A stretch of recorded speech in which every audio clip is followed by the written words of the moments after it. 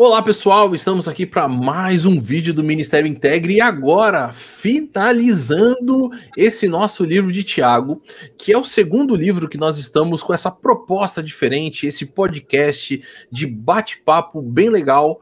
Fizemos primeiro o livro de Jonas e agora encerrando o Tiago, vamos fazer o capítulo 5 desse livro tão impressionante que a gente pôde conversar ao longo dessas últimas 4 semanas, com essa agora a 5ª semana. E para bater o papo comigo sobre o capítulo 5 e podermos aprender de fato aquilo que esse livro nos traz de informação, está comigo aqui o Matheus e a Débora. E aí, Matheus, beleza contigo? Tudo bom, Dilean? Prazer muito grande estar aqui com vocês, Débora, Dilean, pessoal que está nos ouvindo. Foram muitos ensinamentos aí nos últimos capítulos e feliz da gente estar chegando aí no final. E aí, Débora? E aí, tudo bom, gente? Um prazer também estar com vocês. E vamos para mais um estudo, né? É isso aí, mais um estudo cheio de informações. Mas antes disso, de repente, você está chegando agora, né, nesse vídeo, você não assistiu os últimos 4 vídeos, então o que eu vou fazer para você? Um pequeno resuminho para que você possa entender um pouquinho melhor daquilo que vai acontecer agora. E o que nós estamos fazendo? O Tiago é um meio-irmão de Jesus. Ele provavelmente é o primeiro escritor do Novo Testamento. Ele escreve para uma comunidade estritamente judaica. Então, Paulo ainda não tinha começado a fazer suas viagens missionárias e com isso o evangelho não tinha alcançado ainda os gentios, como nós, vamos dizer assim. Mas provavelmente aquela comunidade que viajou para Jerusalém, em Atos capítulo 2, ouviu de Pedro a mensagem a respeito de Jesus, a respeito da graça que havia sido disponibilizada por Deus através de Jesus, que agora estava acessível a todos. Essas pessoas se convertem, se você lembrar do livro de Atos, há uma grande multidão que se converte, só que essas pessoas são de vários pontos diferentes, e essas pessoas retornam para suas comunidades. E agora, Tiago está escrevendo para esses judeus da dispersão, esses judeus que estão espalhados pelo mundo, para dar orientações. E nós percebemos que aquela comunidade não é tão diferente das comunidades que nós estamos vivendo hoje. Eu não estou falando aqui de comunidade no sentido de eclesiástica ou não eclesiástica, mas a gente vai ver que o problema das pessoas, elas ultrapassam as barreiras do tempo, de etnia ou de qualquer outra realidade assim. Nós vamos perceber que as pessoas enfrentam dificuldades na sua vida. Essas dificuldades precisam ser enfrentadas através da sabedoria divina. E é isso que Tiago começa o seu livro falando. Galera, é o seguinte: todos vocês que estão passando por provações, peçam a Deus sabedoria, porque Ele dá livremente. E o texto vai continuar dando orientações para que aqueles que estão pedindo a sabedoria divina possam viver essa sabedoria no seu dia a dia. Ele vai falar sobre nós termos uma religião que seja uma religião verdadeira, e a religião verdadeira não tem a ver com ritos, não tem a ver com a obediência a uma série de pré-requisitos, mas a obediência a essa religião verdadeira envolve você olhar para o próximo, você amar o próximo, você cuidar ali no texto de Tiago do órfão e da viúva, que são essas pessoas que não têm absolutamente nada naquele contexto principalmente para te trazer de volta, de retorno. São pessoas que têm extrema necessidade e geralmente não são assistidas por ninguém. O texto vai continuar mostrando que havia grandes problemas naquela sociedade, para aquelas pessoas que estavam recebendo a carta, que envolviam, por exemplo, discriminação, que envolviam uma má percepção a respeito do próximo, onde as pessoas escolhiam com quem gostariam de ter a sua amizade de forma que trouxesse benefício para elas mesmo quando, na realidade, naquilo que o dia a dia apresenta, é totalmente o contrário. Elas queriam ficar mais próximas de pessoas ricas, porque poderiam ter vantagem com isso, mas ao mesmo tempo o texto vai falar, mas são os ricos que oprimem vocês, são eles que levam vocês para os tribunais, né? Então a gente percebe uma certa incoerência. Depois disso, o texto vai falar sobre uma fé verdadeira, E essa fé verdadeira, ela se manifesta, ou ela revela obras que são obras de justiça. Inclusive, teve até uma certa discussão no grupo, né, ou nos comentários aí ao longo dos nossos vídeos, sobre essa questão. Será que Tiago e Paulo, eles estão brigando entre si, né? Será que Tiago não tinha lido Paulo? Bom, não tinha mesmo, porque quando o Tiago escreve a carta, Paulo ainda não estava fazendo as suas viagens. Então ele não tinha escrito Romanos. Mas o que eu acho importante é a gente lembrar de Paulo escrevendo aos Efésios. Lá no capítulo 2, versículo 8 e 9, quando ele fala que a salvação é pela fé. E isso não vem de nós, isso é dom de Deus, isso é graça de Deus para todos nós. E essa fé que é revelada, é dada a nós para a nossa salvação, ela foi dada para que nós pudéssemos produzir bons frutos. E então a gente percebe que Paulo e Tiago, eles não estão falando sobre situações aqui adversas, um contrariando o outro. Eles estão dando enfoques diferentes em relação à comunidade para a qual eles estão escrevendo, mas é certo que todo aquele que entregou a sua vida a Cristo e foi transformado pela graça de Deus, produz frutos dessa graça também, apresentando ao próximo. E é isso que estava acontecendo de errado naquela situação. Por dois motivos. Um deles envolvia a própria questão de arrogância, de orgulho, de pessoas que achavam que estavam por cima aí da cocada preta, e por outras pessoas que tentavam buscar benefícios de forma totalmente equivocada. E isso é interessante porque é o que vai entrar agora no nosso capítulo 5. Só para a gente relembrar o finalzinho do capítulo 4, ele vai falar que a nossa vida é como uma neblina, é como um sopro, e a gente precisa então estar com bastante cuidado em relação à forma como nós vivemos, porque nós podemos colocar a nossa segurança em algo que não é seguro. Nós podemos colocar a nossa vida, toda a nossa certeza, tudo aquilo que vai ser o padrão da nossa vida em algo que, na verdade, não traz nenhum tipo de segurança para a gente. E a gente vai ver que no capítulo 5 ele continua essa saga, vamos dizer assim, daquilo que ele começou no capítulo 4, sobre esse desejo de ganhar dinheiro, de vou fazer negócios aqui, vou fazer negócio ali, eu vou ter muito.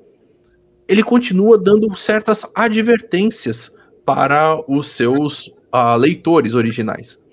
E aí eu gostaria de começar então o nosso capítulo 5 com essa informação. Bom, se Tiago está mostrando, olha, a gente não deve caminhar por esse caminho que envolve essa segurança sobre as riquezas, sobre a gente achar que se a gente tiver muito dinheiro, aí sim a gente vai estar bem, a gente vai estar feliz, a gente vai estar com garantia de vida e uma vida realmente boa.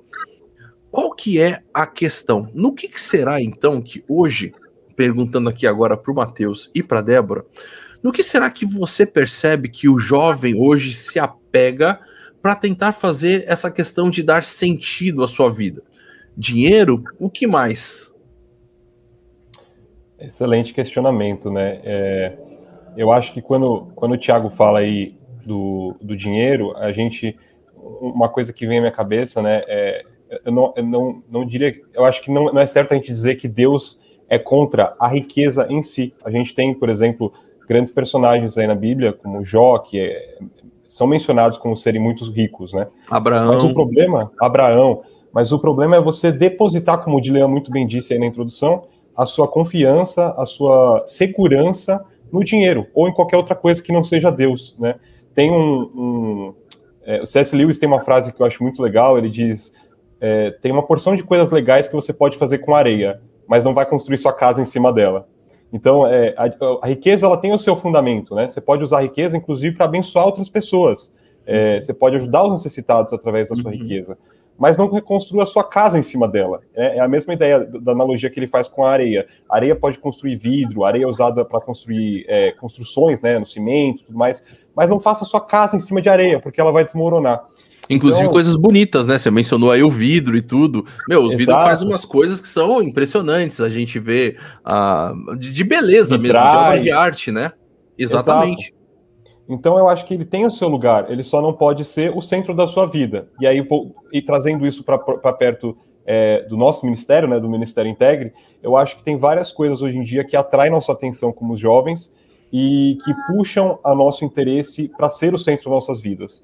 Algumas delas que talvez me venham à mente, a questão da própria valorização social ou da arrogância como status. Então tem aquela coisa toda em volta dos likes, em volta de compartilhamentos. A gente sabe, né, que tem até uma questão científica e médica aí sobre como isso desperta na gente um mecanismo de recompensa, né, quando a gente vê alguém comentando, falando, tudo mais. Mas a gente tem que se atentar para não deixar isso tomar proporções tão grandes na nossa vida a ponto de ser centro, né?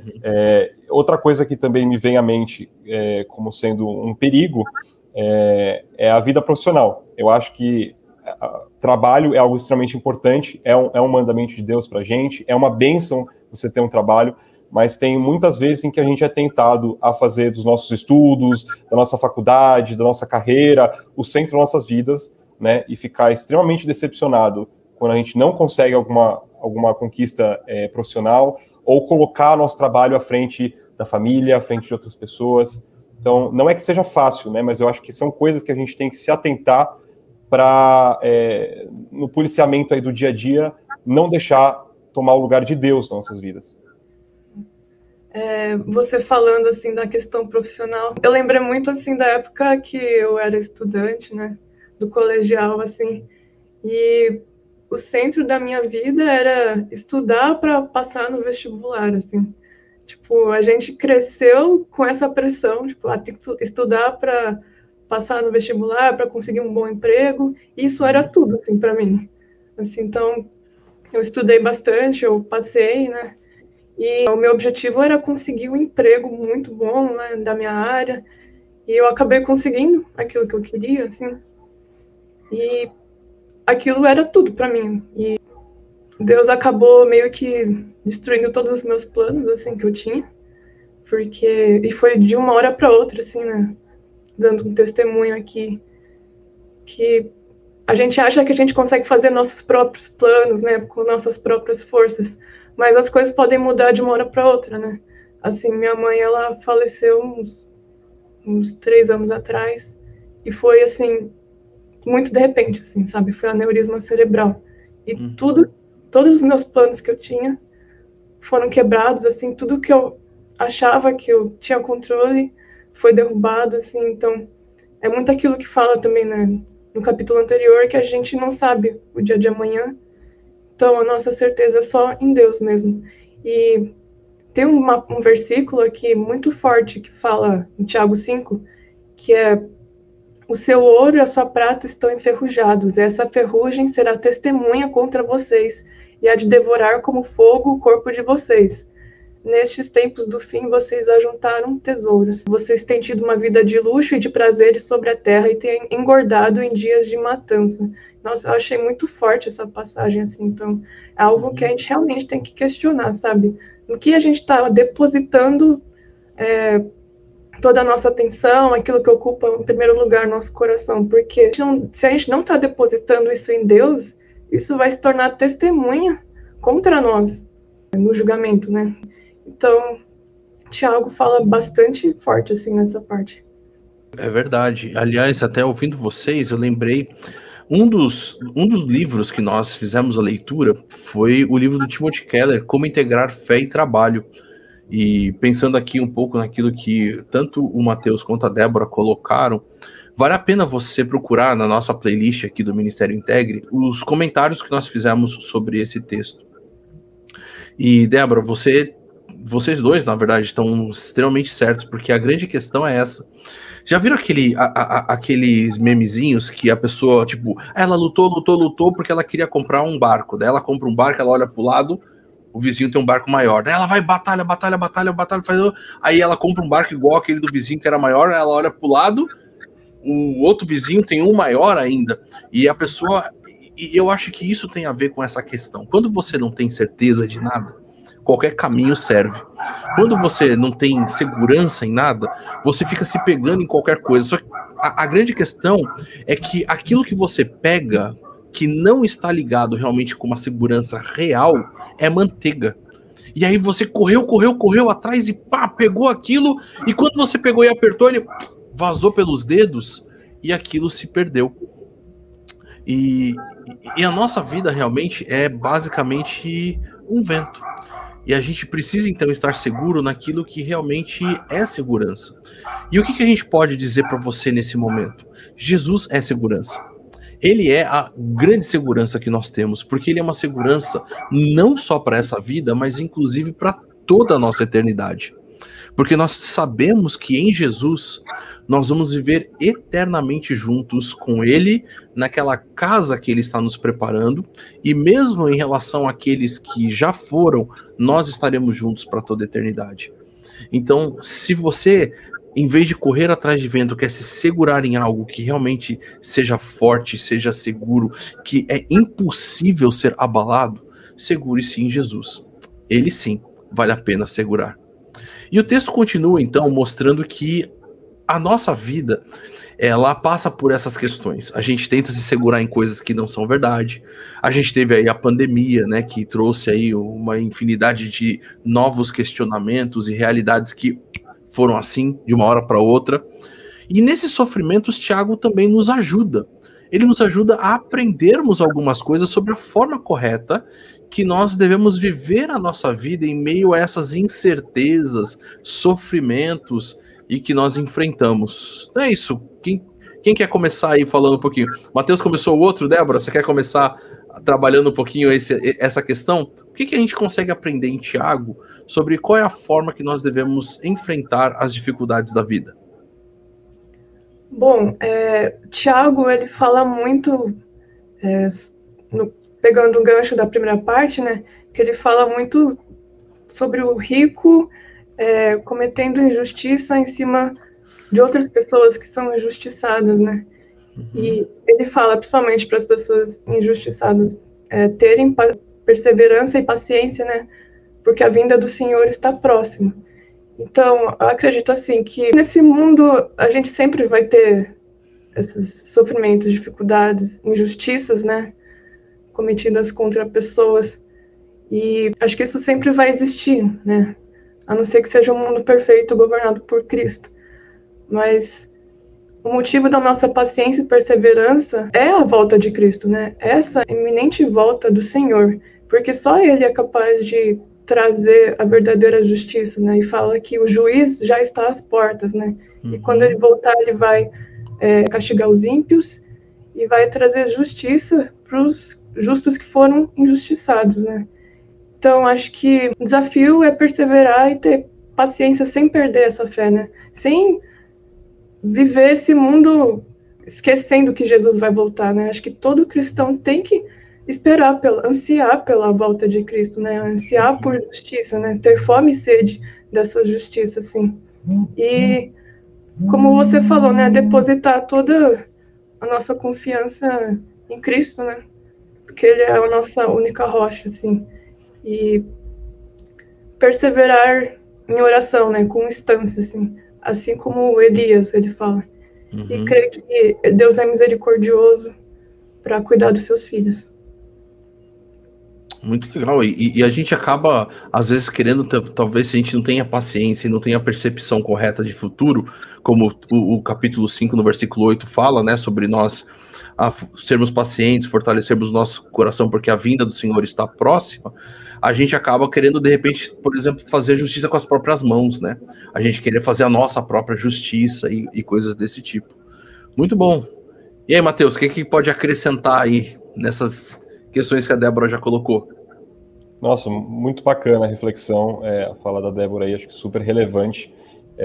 E a gente tem que ter essa paciência, né? Essa perseverança de aguardar durante o sofrimento.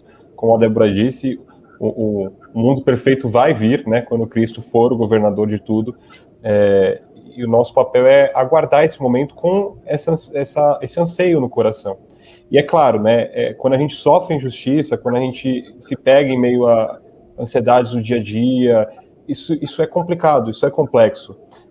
Em especial, eu acho que a gente vive numa era que é muito imediatista. Hoje você quer um produto, você quer comprar um tênis novo. Há alguns anos atrás, você, quando criança, pedia para sua mãe, esperava chegar o seu aniversário, esperava chegar no Natal, ia até o shopping. Hoje você quer comprar uma coisa, você pelo seu celular consegue comprar para chegar amanhã em casa. Você quer uma comida diferente, uma comida japonesa, uma comida americana, ou qualquer coisa que seja, você pede no iFood e chega na sua casa em minutos. Então eu acho que a gente hoje, como as coisas são muito imediatistas à nossa volta, a gente tende a ser também impaciente. Mas a advertência de Tiago aqui é no sentido contrário, totalmente contrário, né?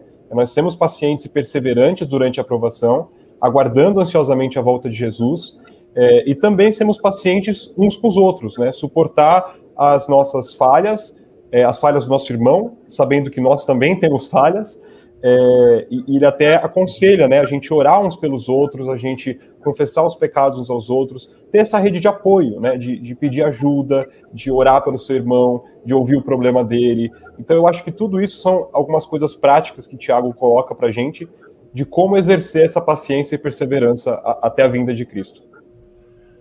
Muito bom.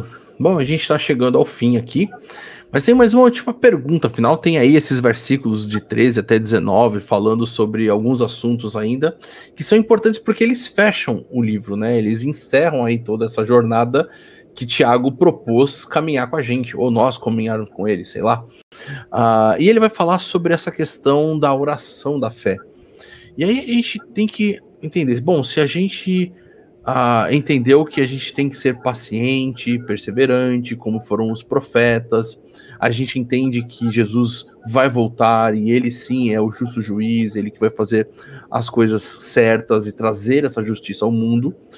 Bom, qual é a orientação para que do que nós devemos fazer para lidar com o problema agora interno do nosso coração, que sempre parece que caminha para essa ideia de arrogância, de prepotência, de se achar superior, enfim, de lidar com isso, que parece que o texto está falando desde o começo, desde o capítulo 1, falando sobre você olhar para o próximo, sobre você ser tardio no falar, né, mas ouvir os outros, que a religião verdadeira é olhar para os outros. Parece que esse final ele vai indicar isso, né? Como é que a gente pode dar esses últimos conselhos aqui para quem está nos ouvindo, daquilo que Tiago já nos aconselhou?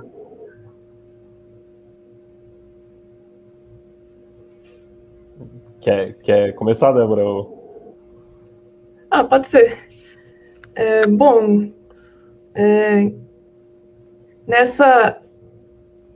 nesse ato de esperar Cristo voltar, ele recomenda que a gente ore uns pelos outros, né? Orar pelo próximo e viver uma vida, ter uma atitude de humildade, né? Diante do próximo, né? Fazer que nem Cristo, né? Servir os outros, dar a vida pelos outros, né? E essa questão da oração da fé é algo assim que eu queria mais experimentar na prática, né? O que é essa oração da fé, essa oração eficaz que ele fala, que como a oração de Elias, né? Uhum. Eu creio que é uma oração feita segundo a vontade de Deus, que não é também somente você orar segundo a vontade dele, mas você está dentro da vontade dele, você viver uma vida reta diante de Deus, assim. E quando a gente vive uma vida reta diante dele e busca, em primeiro lugar, o reino dele, eu creio que o Pai ele atende às nossas orações, né? Então, é algo assim que a gente tem que estar buscando. E também, no final, ele fala algo muito forte, que é, se alguém se desviar, ele fala para você converter essa pessoa que se desviou, né? Então, a gente tem que estar sempre cuidando uns dos outros, né? Se preocupando uns pelos outros, aquela pessoa que você convive todo domingo na igreja, você querer saber mais da vida dela, perguntar como que ela tá, se preocupar, de verdade mesmo, não só fingimento assim, mas realmente ter aquele coração aberto para estar sendo uma pessoa também de confiança para ela. Às vezes ela quer confessar algo, ela quer contar algo para alguém, só que às vezes ela não sente aquela confiança assim nas pessoas, acha que vai virar fofoca, assim. Então, que a gente possa estar assim nessa pessoa de confiança, assim, que guarda os segredos também, que ora junto. É isso aí, é isso mesmo, muito bacana toda essa ideia. Matheus, quer colocar mais alguma informação? Acho difícil aí, depois do que a Débora já expôs, acho que concordo gênero, número e grau. Acho que, enquanto ela falava, me relembrou um pouco o nosso devocional de Tiago 2, que para mim ficou muito forte também, a questão de coerência, né? De você, se você diz que ama a Deus, haja de forma que ama a Deus, ama seu irmão também. Então, a coisa da fé e das obras como estando ligadas, né? Como uma fé sem obras sendo uma fé morta, uma fé irreal aí, né? Então, eu acho que quando o Tiago está aqui concluindo essa carta tão importante para a gente, tanto quanto naquela época quanto hoje, ele está falando extremamente, toda hora, sobre essa questão da paciência, da perseverança e do amor ao próximo, e eu acho que tudo isso linka muito bem, retorna desde o começo da carta, e acho que fecha com chave de ouro mesmo nessa ideia de que a gente tem que ser coerente e amar uns aos outros. Então, na questão da oração, na questão como a Débora falou, de poder ser um confidente, de poder ouvir, de ser tardio para falar, de tardio para se irar. A palavra diz, né, que a nossa justiça não produz a justiça de Deus, então o nosso coração sempre vai estar inclinado para um lado e muitas vezes um lado errado, então a gente tem que ter essa paciência e esse amor. Eu acho que é isso. Muito legal, e acho que é isso mesmo. É interessante que o texto vai falar sobre vocês pedem, mas não recebem porque pedem mal. E agora o texto está falando, olha, se vocês pedirem, Deus vai ouvir vocês, né? A oração do justo, ela é poderosa, ela é eficaz. Parece que ele está mexendo exatamente com essa nossa vida, de que agora nós deixamos essa vida de arrogância, de prepotência, e estamos vivendo uma vida de humildade, reconhecendo o próximo. Se eu tô em dificuldade, como tem ali, se alguém tá doente, que ele vai chamar as pessoas para virem orar por ele. Não é tipo, eu tô doente, mas ninguém tem nada a ver com a minha vida. Não, olha, eu quero as pessoas perto de mim. Se eu sei que alguém se desviou, eu vou lá falar com essa pessoa, entende? Então você vê que agora essa comunidade, ela tá vivendo esse dia a dia de perdão, de um estar realmente na vida do outro, de um se importar com o outro e de saber que as pessoas se importam comigo também. Então isso é vida na vida, as nossas vidas entrelaçadas. Mas, infelizmente, aquilo que foi colocado, esses imediatismos que nós temos e tudo, muitas vezes nos fazem perder a percepção de que as pessoas estão ao nosso redor, de que, inclusive, pessoas nos amam e nos querem bem.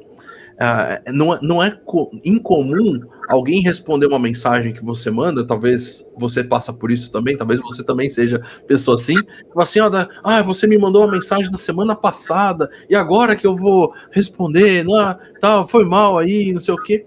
Por quê? Porque muitas vezes a gente até mesmo lida com o fato de que, não, essa pessoa não quer nada, ela só queria saber se eu tô bem. Então, deixa eu respondo uma outra hora.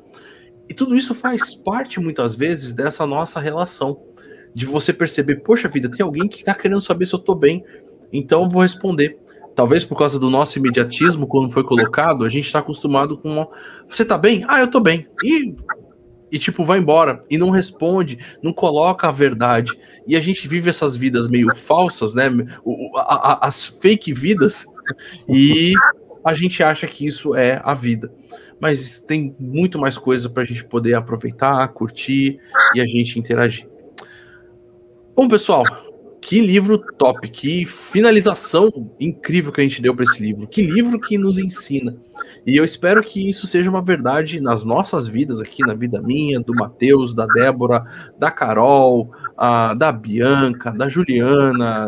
Ixi, eu vou agora até falhar, assim, acho que eu vou acabar errando aqui o nome de gente, esquecendo alguém. Mas de todo mundo que você viu aí, que participou, e claro, da vida de a sua também que está aí nos assistindo, que assistiu esses 5 episódios, que acompanhou com a gente, que leu os textos bíblicos, que preparou aí de repente perguntas para assistir o nosso bate-papo aqui, saber, poxa, eles tocaram nesse assunto. Muito obrigado para você.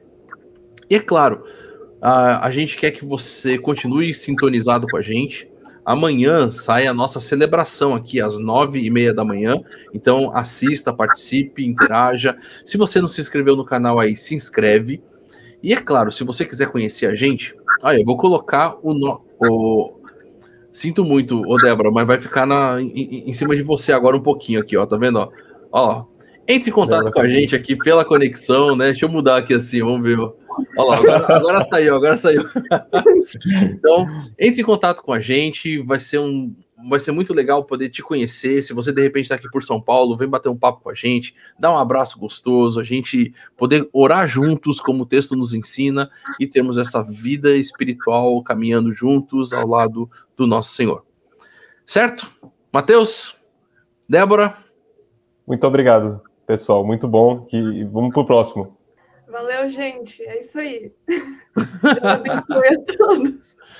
É isso aí, galera. Um abraço para todo mundo. Tchau.